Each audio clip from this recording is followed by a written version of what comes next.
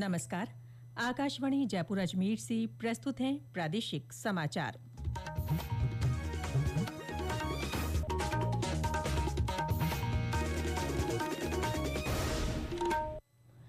मुख्य समाचार।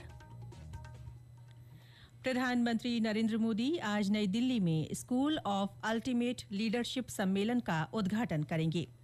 केंद्रीय मंत्री श्रीपद यशो नाइक ने कहा, बिजली क्षेत्र के समग्र विकास के लिए सभी पक्षों का सामूहिक प्रयास जरूरी। आरएएस प्री 2024 का परिणाम जारी, 21,539 अभ्यर्थी सफल घोषित।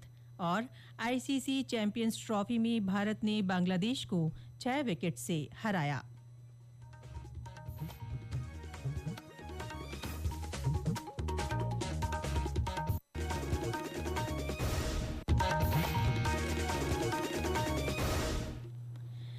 समाचारों के साथ मैं रितिका गुप्ता और अब समाचार विस्तार से।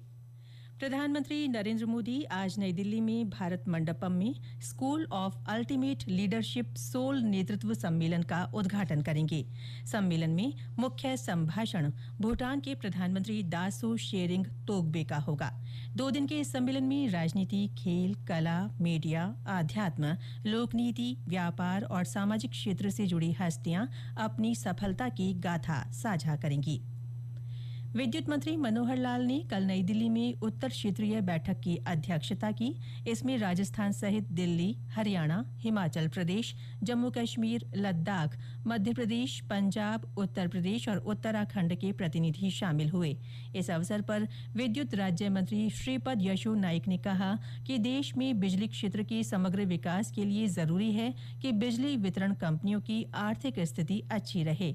उन्होंने कहा कि बिजली चालित वाहनों, डेटा सेंटर, नवीकरणीय ऊर्जा, बैटरी भंडारण, साइबर सुरक्षा और पंप स्टोरेज जैसे नए क्षेत्रों में बिजली की बढ़ती मांग को देखते हुए सभी पक्षों का सामूहिक प्रयास जरूरी है।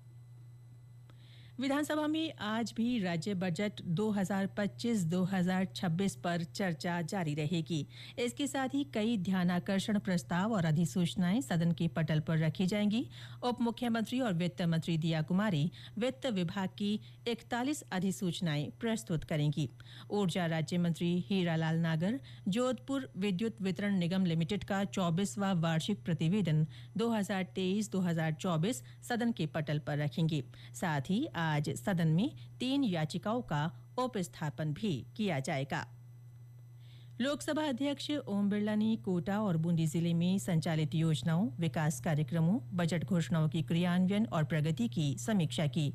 श्री बिरला ने कोटा में आयोजित बैठक में अधिकारियों को बेहतर तालमेल के साथ योजनाओं का लाभ आम जन तक पहुंचाकर राहत देने के निर्देश दिए। उन्होंने जिले में महात्मा गांधी नरेगा योजना के तहत स्वीकृत कार्यों और उपलब्ध करवाए जा रहे रोजगार के बारे में जानकारी ली। लोकसभा अध्यक्ष ने सांसद और विधायक कोष से स्वीकृत कार्य समयबद्ध रूप से पूरा करने के भी निर्देश दिए। राजधानी जयपुर में ट्रैफिक जाम सहित अन्य अपराधों का कारण बन रहे नियम विरुद्ध वाहनों के खिलाफ आज से ऑपरेशन वज्र चलाया जा रहा है। हमारे संवाददाता ने बताया कि इस अभियान में बिना वैध लाइसेंस और परमिट के चल रही कारें और ई रिक्शा पर कार्रवाई की जाएगी। साथ ही मॉडिफाइड और तेज रफ्तार से दौड़ रहे वाहनों पर भी कार्रवाई होगी। अभियान के तहत बिना वैध लाइसेंस और परमिट के चल रही रेंट कारें, कार बाजार, अवैध ई रिक्शा, काली फिल्म लगे वाहन, मॉडिफाइड वाहन और तेज गति से चलने वाले वाहनों पर कार्रवाई की जाएगी। विशेष रूप से परकोटे क्षेत्र में अवैध रूप से चल रहे ई रिक्शाओं पर भी ध्यान दिया जाएगा। इस अभियान के लिए आरटीओ प्रथम डीटीओ विनोद सैनी ने 2 टीमों का गठन किया है, जबकि पुलिस कमिश्नर की ओर से 3 टीमें सहयोग करेगी। इस संयुक्त प्रयास का मुख्य उद्देश्य शहर में यातायात व्यवस्था को सुधारना और नियमों का उल्लंघन करने वाले वाहनों पर नियंत्रण लाना है। हितेश पारिक, आकाशवाणी समाचार, जयपुर। ये समाचार आकाशवाणी जयपुर अजमेर से प्रसारित किए जा रहे हैं।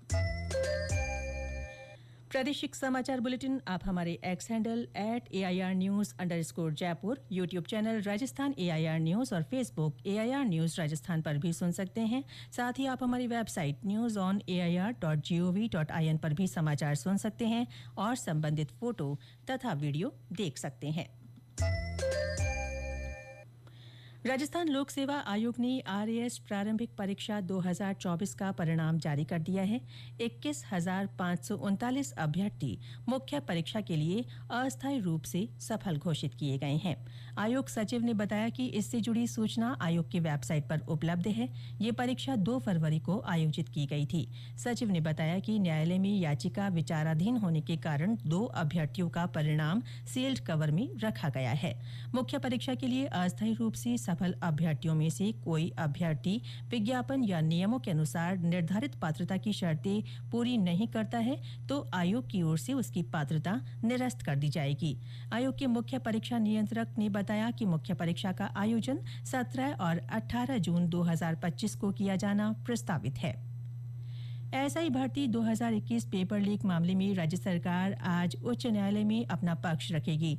जस्टिस समीर जैन की एकल पीठ ने कल इस संबंध में सुनवाई करते हुए सरकार को आज का समय दिया है। सुनवाई के दौरान राज्य सरकार की ओर से अतिरिक्त महाधिवक्ता विज्ञान शाह ने अदालत को बताया कि भर्ती रद्द करने के संबंध में 4 महीने में निर्णय कर लिया जाएगा। इस दौरान किसी को फील्ड पोस्टिंग नहीं दी जाएगी और दोषियों के खिलाफ कानूनी कार्रवाई की जाएगी। साथ ही एएजी ने अदालत से याचिका को निस्तारित करने की गुहार की। इस पर अदालत ने कहा कि सरकार 2-3 महीने का समय ले सकती है, लेकिन याचिका निस्तारित नहीं की जाएगी और इसी मेरिट पर ही तय किया जाएगा। भरतपुर में चल रहा संभाग स्तरीय ब्रज उद्योग, हस्तशिल्प और स्वयं सिद्धा मेला इन दिनों परवान पर है। मेले में राज्य के अलावा विभिन्न जिलों के उद्यमियों ने स्वदेशी उत्पाद की स्टॉल्स लगाई है। ब्यौरा हमारे संवाददाता से। मेला में राजस्थान के विभिन्न जिलों के अलावा अन्य प्रांतों के उद्यमियों ने स्वदेशी उत्पादों की स्टॉल लगाई है। मेला में जयपुरी चादरें, दरी, सहारनपुर का फर्नीचर, कानपुर की साड़ियां, खुर्जा की क्रॉकरी, भुसावर का अचार, खादी के कपड़ों के साथ ही स्वदेशी खान पान के प्रति लोगों में रुझान देखने को मिल रहा है। आगामी 23 फरवरी तक चलने वाले मेले में महिलाओं के लिए प्रतिदिन मेहंदी, कुकिंग, रंगोली प्रतियोगिता आयोजित कराई जा रही है, तो वहीं शाम को सांस्कृतिक संध्या में देश के अलग अलग राज्यों की संस्कृति, रहन सहन व खान पान को दर्शाते हुए कलाकार अपनी प्रस्तुति देकर अनेकता में एकता का संदेश दे रहे हैं। शिव कुमार वशिष्ठ, आकाशवाणी समाचार, भरतपुर। और अब महाकुंभ से जुड़ी खबरें।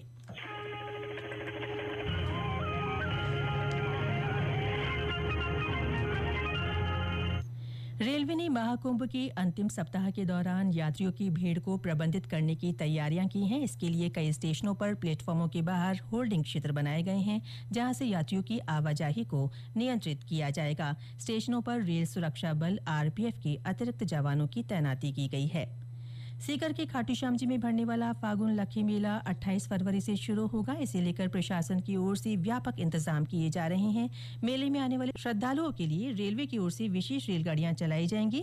उत्तर पश्चिम रेलवे के मुख्य जनसंपर्क अधिकारी कैप्टन शशि किरण ने जानकारी दी। पश्चिम रेलवे द्वारा स्पेशल ट्रेनों का संचालन किया जा रहा है और साथ ही साथ अस्थायी डिब्बी को बढ़ोतरी भी की जा रही है। रेवाड़ी से रिंगस के मध्य जो है 2 जोड़ी स्पेशल ट्रेन का संचालन किया जाएगा और साथ ही साथ 1 जोड़ी स्पेशल ट्रेन जो कि रोहतक से मदार वाया रिंगस रेवाड़ी चलाई जाएगी। इसके साथ ही साथ 10 जोड़ी ट्रेनों में 34 डिब्बों को अस्थायी बढ़ोतरी की गई है। जनरल क्लास के डिब्बे बढ़ाए गए हैं ताकि ज़्यादा श्रद्धालु जो है जा सके। पूरे देश भर से जो है इस खाटू श्याम जी के मेले में लोग आते हैं और हमारा पूरा ध्येय है, पूरा प्रयास है कि उन जो यात्री आ रहे हैं खाटू श्याम जी के दर्शन के लिए उनको हम अधिक से बेहतर सुविधाएं प्रदान कर सकें। आईसीसी चैंपियंस ट्रॉफी में कल एक मैच में भारत ने बांग्लादेश को 6 विकेट से हरा दिया। दुबई में हुए मैच में बांग्लादेश ने पहले बल्लेबाजी करते हुए 228 रन बनाए। जवाबी पारी में भारतीय टीम ने 47वें ओवर में आसानी से लक्ष्य हासिल कर लिया। भारत के लिए मोहम्मद शमी ने 5, हर्षित राणा ने 3 और अक्षर पटेल ने 2 विकेट लिए। शुभमन गिल को प्लेयर ऑफ द मैच चुना गया। प्रतियोगिता में आज अफगानिस्तान का सामना दक्षिण अफ्रीका से होगा। और अंत में मुख्य समाचार एक बार फिर। प्रधानमंत्री नरेंद्र मोदी आज नई दिल्ली में स्कूल ऑफ अल्टीमेट लीडरशिप सम्मेलन का उद्घाटन करेंगे। केंद्रीय मंत्री श्रीपद यशो नाइक ने कहा, बिजली क्षेत्र के समग्र विकास के लिए सभी पक्षों का सामूहिक प्रयास जरूरी। आरएएस प्री 2024 का परिणाम जारी, 21,539 अभ्यर्थी सफल घोषित। और आईसीसी चैंपियंस ट्रॉफी में भारत ने बांग्लादेश को 6 विकेट से हराया। इसके साथ ही प्रादेशिक समाचार बुलेटिन समाप्त हुआ। हमारा अगला बुलेटिन दोपहर 1 बजे प्रसारित किया जाएगा। नमस्कार।